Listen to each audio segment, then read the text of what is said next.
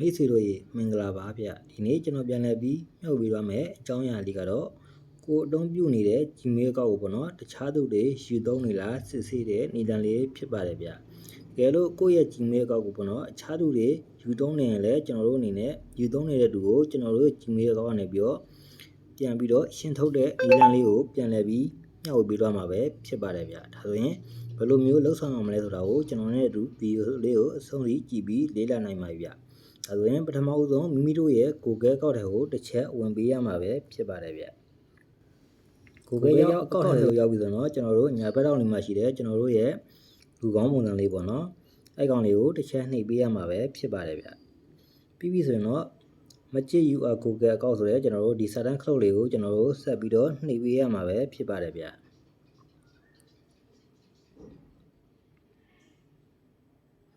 အဲဆိုရင်နည်းနည်းလေးအပေါ်ဆွဲတင်လိုက်မယ်ဆွဲတင်လိုက်မယ်ဆိုရင်တော့ကျွန်တော်တို့အနေနဲ့ဒီမှာဆိုရင်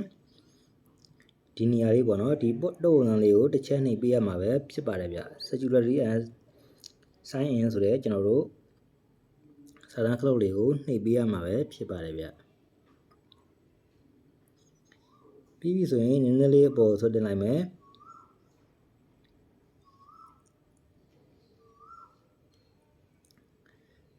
ဆွဲတင်လိုက်မယ်ဆိုတော့ဒီမှာဆိုရင်ကျွန်တော်တို့အနေနဲ့ Magic or Device ဆိုတဲ့ကျွန်တော်တို့စာတန်းခလုတ်လေးကိုကျွန်တော်တို့တွေ့ရမှာပဲဖြစ်ပါတယ်ဗျအဲ့စာတန်းခလုတ်လေးကိုကျွန်တော်တို့နှိပ်ပေးရမှာပဲဖြစ်ပါတယ်ဗျ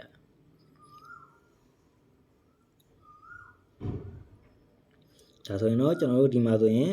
ကျွန်တော်တို့ရဲ့ Gmail ကောက်တဲ့ဟိုပေါ့နော်ဘယ်လိုမျိုးဖုန်းအမျိုးအစားတွေက login ဝင်ပြီးတော့အသုံးပြုနေလဲဆိုတာကိုဒီမှာတွေ့ရမှာပဲဖြစ်ပါတယ်ဗျဒါဆိုရင်ဒီမှာဆိုရင်ကိုယ့်ရဲ့ဖုန်းအမျိုးအစားမဟုတ်တဲ့ဖုန်းမျိုးသားတွေရှိမှဆိုရင်ကျွန်တော်တို့အနေနဲ့အဲ့ဖုန်းမျိုးသားကိုတစ်ချက်လောက်နှိပ်ပေးရမှာပဲဖြစ်ပါတယ်ဗျ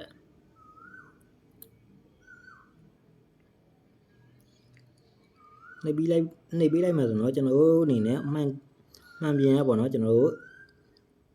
lock screen ခထားရဆိုတော့ကျွန်တော်တို့ရဲ့ lock screen နံပါတ်ကိုရိုက်ထည့်ပေးရမှာပဲဖြစ်ပါတယ်ဗျ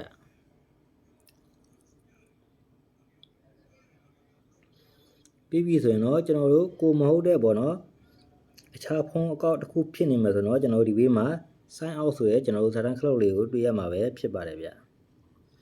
အဲ့စာတန်းခလုတ်လေးကိုနှိပ်ပြီးတော့ကျွန်တော်တို့ရှင်းထုတ်ပေးရမှာပဲဖြစ်ပါတယ်ဗျတကယ်လို့ရှင်းထုတ်လို့မှာပေါ့နော်အဲ့ဒီဖုန်းမျိုးသားကခဏထပ်ပြီးတော့ဝင်နေမှာဆိုတော့ကျွန်တော်တို့အနေနဲ့ကျွန်တော်တို့ရဲ့ Gmail အကောင့် password ကိုချိန်ဖို့ရချိန်ပြီးတော့အသုံးပြုရလိုအပ်ပါပြီဗျ